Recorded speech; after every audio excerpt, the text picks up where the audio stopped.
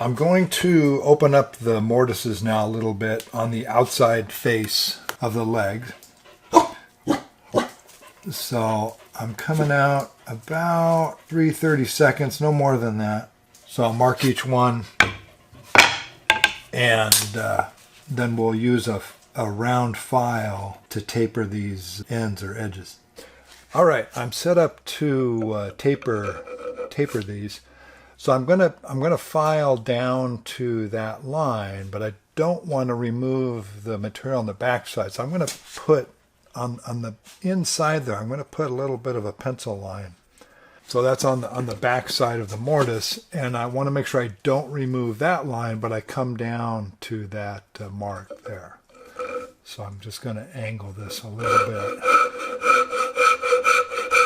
So I've got a round file or a rat tail file here.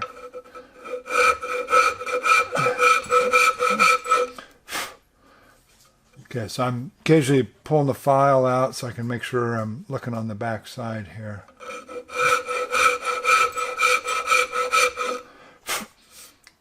Okay, that looks good. So I'll continue to do that.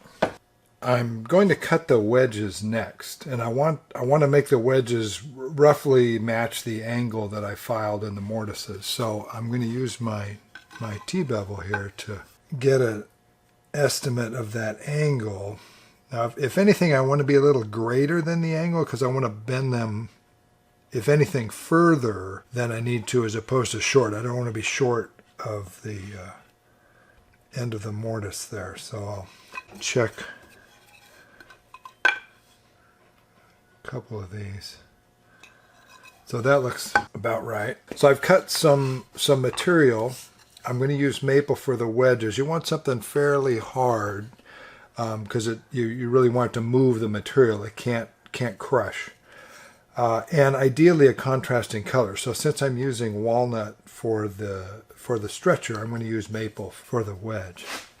So I'll clamp this in the vise and draw on here the angle. All right, that should work, and make a couple of wedges here.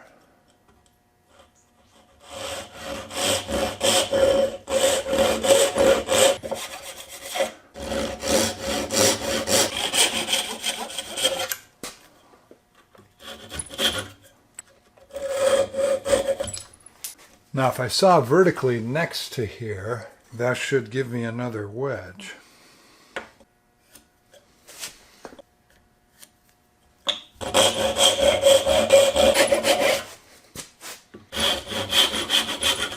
All right, I've got all my wedges cut, and I cut a bunch of extras just because they don't all turn out well. So I've picked the best of them. I need 8. I don't know, I've got maybe 10 there. They probably need a little more prep. So if I take a look at my stretcher, one thing I need to watch for, if the wedge comes to a nice point, it's easy to start, but it's possible it's going to bottom before it does its work of widening the tenon. Sometimes what you'll need to do, particularly if it comes to a point, this one's kind of pointed, we need to cut it a little bit shorter.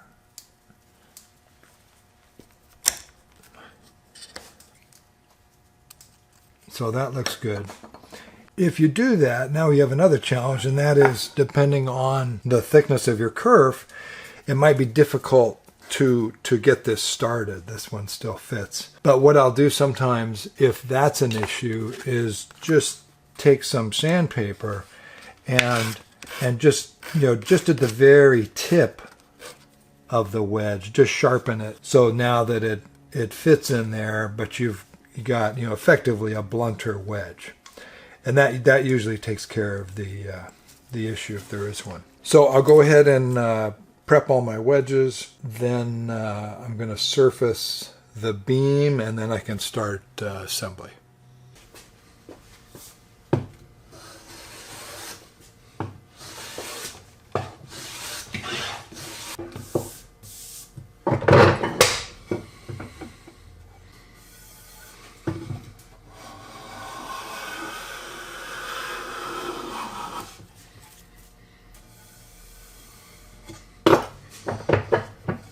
Before I do the final assembly, I want to knock the corners off all of these parts because these are all hand planed, so the corners are pretty sharp. Now, if I was sanding everything, I would just sand or maybe even use a router to round these over. But because all these surfaces are hand planed, they're just super smooth, and there's really no reason at this point to sand anything because with one exception, there's no inside corners that are hard to get to.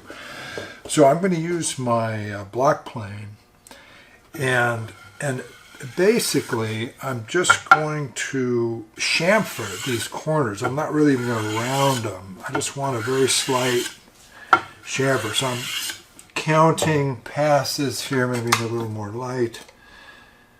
There we go. So that was about 6 passes. That was good. So 1, 2, 3, 4, 5. Actually, that was about right.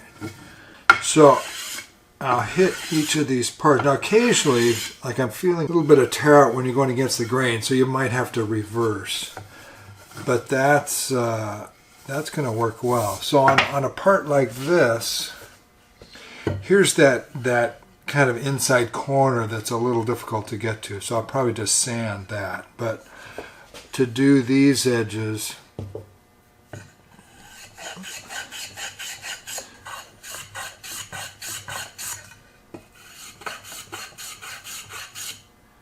all right, I'll do on that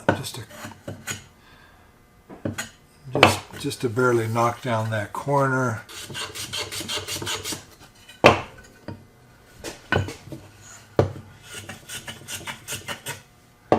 So this gives kind of a cool look. Not that anybody's really going to look at this that closely, but so I'll do that on all the parts. I'll do these too, but I'm basically going to sand a little bit on the bottom edges of these just to knock.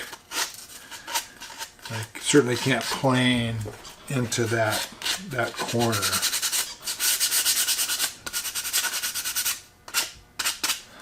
Okay, so I'll do the rest of those.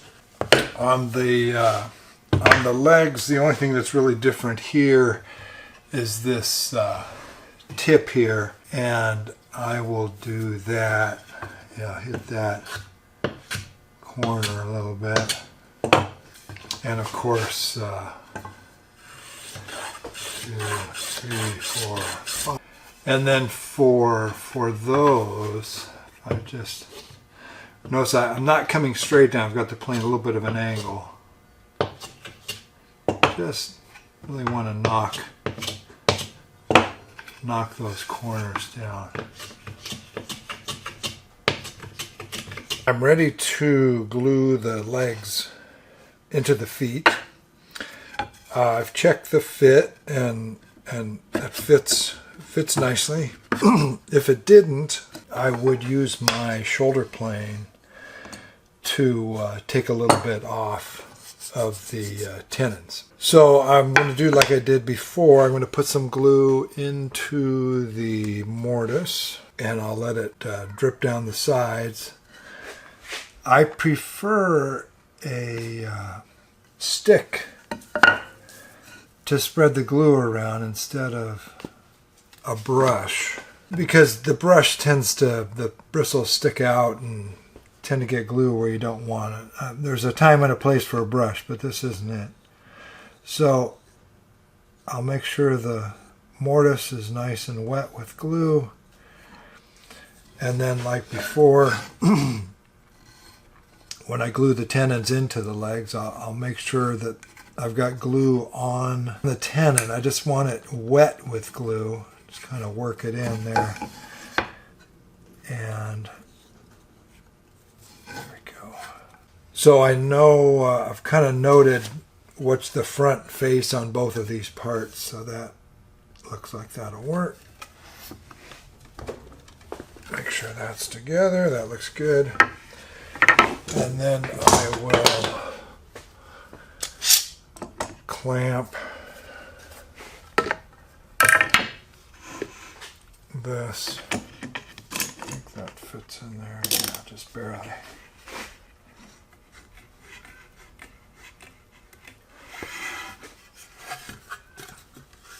Okay, now it looks good. So I'll go ahead and glue up the rest of these, and oops, that wasn't quite seated there. I want to wiggle that a little bit. There we go. So yeah, glue up the rest of these, and then we'll put the stretchers in next. Before I glue up the leg assemblies and the stretchers, I need to drill the holes for the drawbar pegs that are going to hold the beam in place. I should have done this before I tapered these, but I've got this set up now. So this is the piece that was cut off of here. So I'm just setting this on here. I've come down 1 inch from the top, and I'm just going to drill a 1/4 inch hole through here. I've got the fence set up so I'm centered in there.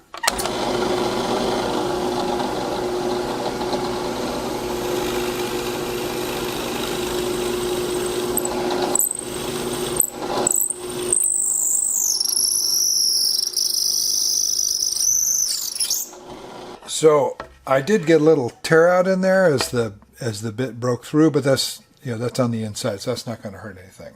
So those are good to go. Now I can glue up the stretchers and leg assemblies.